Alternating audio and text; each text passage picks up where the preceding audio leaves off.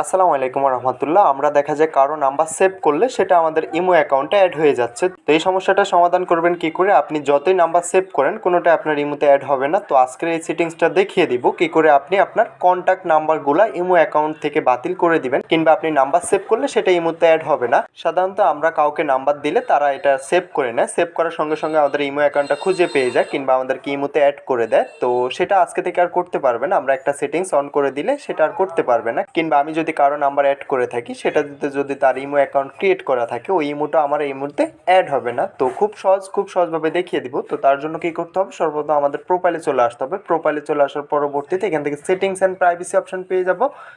Simply আমরা settings and প্রাইভেসিতে চলে আসবো। সেটিংস অ্যান্ড প্রাইভেসিতে চলে আসার পরবর্তীতে সবার নিচে চলে আসতে হবে। নিচে চলে আসার পরবর্তীতে এখান থেকে অ্যাড ফোন নাম্বার একটা অপশন পেয়ে যাব। তো এখান থেকে আমরা অ্যাড ফোন নাম্বারে ক্লিক করে দিতে হবে।